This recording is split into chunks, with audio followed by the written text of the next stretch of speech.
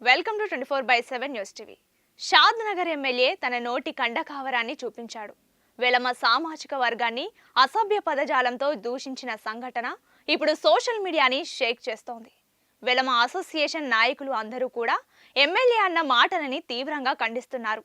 గడిచిన 10 ఏళ్లలో వెలమ దొరల పాలనలో రాష్ట్రం మొత్తం దివాలా తీసిందని, తెలంగాణలో వెలమలను లేకుండా చేయాలని షాద్ నగర్ ఎమ్మెల్యే వీర్లపల్లి శంకర్ ఒక యూట్యూబ్ ఛానల్లో మాట్లాడి వివాదానికి తెరతీశారు. రాష్ట్రంలో ఇక మీదట వెలమల ఆటలు సాగవని చెప్పారు. రాష్ట్రంలో కాంగ్రెస్ ప్రభుత్వం ఏర్పడి ఏడాది పాలన పూర్తయిన సందర్భంగా శుక్రవారం వీర్లపల్లి శంకర్ మాట్లాడుతూ సీఎం రేవంత్ రెడ్డికి తెలియకుండా వెలమ దొరల పని పడతామని అన్నారు. దీంతో పెద్ద దుమారం లేచింది.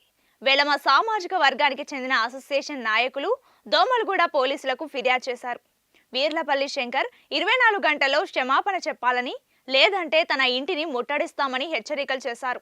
అంతేకాదు, వెలమ సామాజిక వర్గం పట్ల షాద్ నగర్ కాంగ్రెస్ ఎమ్మెల్యే వీర్లపల్లి శంకర్ చేసిన వ్యాఖ్యలపై బీఆర్ఎస్ ఎమ్మెల్సీ కల్వకుంట్ల కవిత స్పందించారు. ఇలాంటి వ్యాఖ్యలు ప్రజాప్రతినిధి స్థాయికి తగవన్నారు.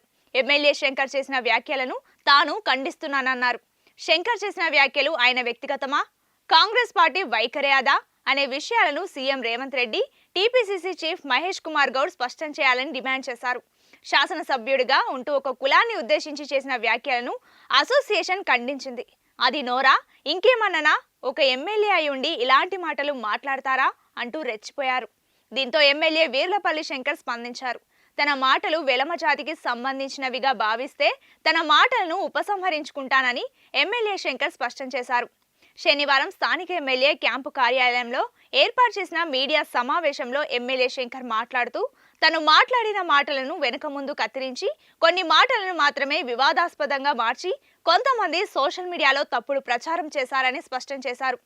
తను ఒక శాసనసభ్యుడినని, అందరూ సహకారంతోనే ఎమ్మెల్యేగా మారానని అన్నారు. గత 10 ఏళ్లుగా నియంతృత్వ ధోరణి అవలంబించిన కల్వకుంట్ల కుటుంబం గురించి ఉద్దేశించి తను మాట్లాడానే తప్ప వెలమ సమాజంపై తనకు ఎలాంటి తప్పుడు అభిప్రాయం లేదని క్లారిటీ ఇచ్చారు. ఒకవేళ ఈ మాటలు తప్పుగా భావిస్తే తాను ఈ మాటలను వెనక్కి తీసుకుంటున్నానని అన్నారు. గత కొన్ని రోజుల క్రితం మాట్లాడిన వ్యాఖ్యలు ఇప్పుడు సోషల్ మీడియాలో వైరల్, కొంతమంది చేశారని పేర్కొన్నారు. రాష్ట్రాన్ని కల్వకుంట్ల కుటుంబం అప్పులు కుప్పులుగా మార్చాలని అని చెప్పే క్రమంలో వారిని ఉద్దేశించి మాట్లాడడం జరిగిందని, అంతేకాని ఎవరిని కించపరచాలని గాని వారి మనోభావాలను నొప్పించాలని ఉద్దేశం తనకు లేదని ఎమ్మెల్యే శంకర్ స్పష్టం చేశారు.